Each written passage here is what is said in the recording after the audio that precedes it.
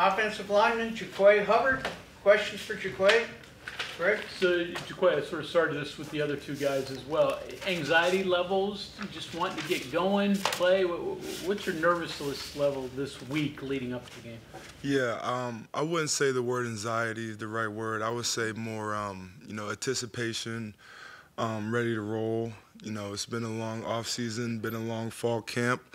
A lot of preparation and hard work has gone into this. So really just trying to display everything that we've worked on over the last several months to the public. You were sitting up there when we were talking to Garrett. I'll ask you, you a good sleeper the night before? Yeah, I try to be. I try to be. Throughout the day, I listen to, like the day before the game, I like to listen to more calmer music to keep my mind relaxed and not get too hyped. The night before a game, the sleep is vital, so I do everything I can. Talking to Coach Mike, Haley, our nutrition staff, Sophia, our sports psychiatrist. A lot of things go into it, but definitely try to get some good rest before the game. So you say calmer music, be more ballads than hip hop, maybe? I would say it's more of a calmer hip hop, if you could picture that. I guess. Still needs some rawness in there. All right. You saw their defensive line last year as well. Some new pieces in there, but their edge guys are very good. What do you see? You're a guard, so you may not necessarily face them, but what do you see of their defensive line as a whole?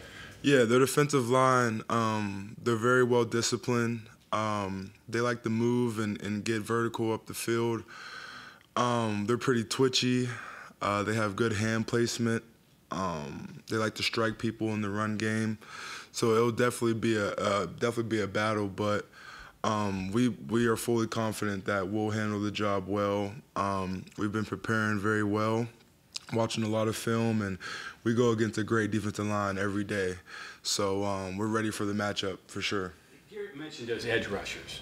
What are the issues trying to lock them up? Obviously, the tackles, it's big on them, but you've got some responsibility there too. So. Yeah, I would just say mainly ball get off. They like to really get off the ball. I would say you want to get off the rock and get your hands on them, slow them down a little bit. Reading them, giving them some eye candy so they can't just mesh charge all the time.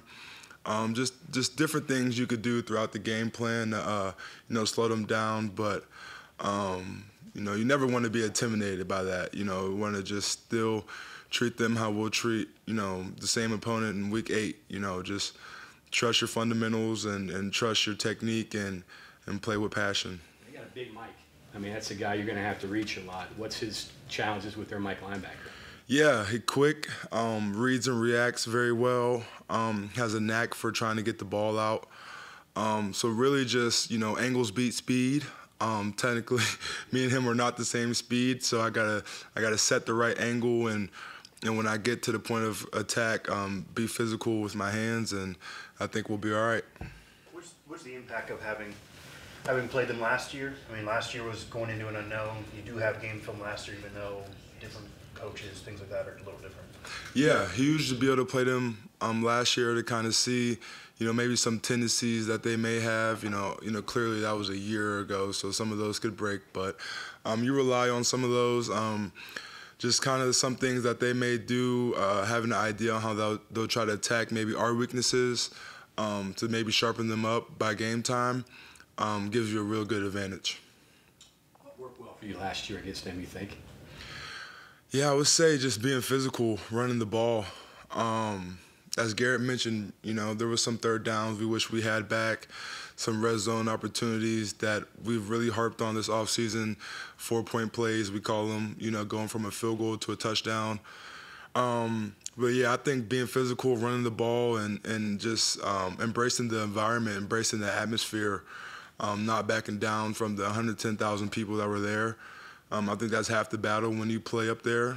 Very, very historic scenery they got up there. But, yeah, I would just say playing smash mouth football and trying to get some play action, deep shots over top. Western Pennsylvania guy, I think you've admitted to us in the past you didn't like Pitt. What were your thoughts of Penn State growing up? Yeah, man. Respectfully, I would say it's about the same. You know, I have a lot of respect for everything they do up there. Great program, great culture. They do a lot of great things up there at Penn State. But I never had the opportunity to play there. And on paper, I was the #1 lineman in the state of Pennsylvania. So I kind of thought that was a little bit, you know, a little bit different. So looking forward, man. Looking forward to Saturday and see what I could do against them guys. Feel different for you playing in a big atmosphere like it's going to be Saturday? Yeah, I wouldn't say, man. I mean, you know, after that first snap, after that first hit, you get to sweating a little bit. It's just like any regular game. You know, I think the build-up will be great. The man trip, there will be thousands of people there. The blue lot will be rocking. A lot of anticipation behind the game. But I think once the ball snapped and it's time to play, then it's time to play. You know, so I think maybe that gets a little bit goes over people's head a little bit. You know, once the first play gets underway, you're just playing football. A little conflicting message. Eddie V's message to the fans is be as loud as you can, as long as you can. Yours is probably, need to calm it down a little bit when we got the ball. Oh, no, I agree with Eddie V. I'm happy you said that. When the defense is on the field, man, you guys, every fan should leave with their voice raspy. And after a long day, I wanted to make it the most challenging atmosphere in America on third down for Penn State. You know, Mountaineer faithful, you guys will do that for us. I know you will, and we need that to the fullest. Now, when we're on offense, take a deep breath, settle down a little bit, let us make our calls, make our checks, and then when we score, just you could get just as loud. But yeah, when we're on defense, man, third down, I want to see some timeouts, some false starts. I need you guys to get amped up. At least my perception is most of your offensive line is pretty even-keeled guys, not necessarily real demonstrative. You may be a little different. Yeah. Do you have to calm it down during a game, or do you just let it loose? I mean, I'm just a passionate guy. I love the game. I love what the game has done for me. So I'll always play the game that way. But as an offensive lineman, you have to have an even kill mindset. You know, it's a little bit different. You have to have your emotions under control. Whether you have a great block and a pancake, or you give up a pressure, you have to be even kill. So to your point, I'll be fired up like I would any game. But when it's time to hone in on my technique and my fundamentals, I'll be in the right headspace, but I'll definitely be fired up for sure. Big Noon, Fox is going to have their studio people here. What do you know about Big Noon, and what are your thoughts on Big Noon coming to Morgantown? Yeah, I think that's a great thing. It's great for the program. It's great for the Big 12. I know they have a lot of great people on the set. You know, Urban Meyer, legendary coach. I used to look up to him. You know, it's pretty cool. He'll be calling one of my football games. Brady Quinn, if I'm not mistaken, is on the staff. Yep. So they got a lot of great people there. I think it'll be an amazing atmosphere, and I think it'll be a day to remember in West Virginia history for sure.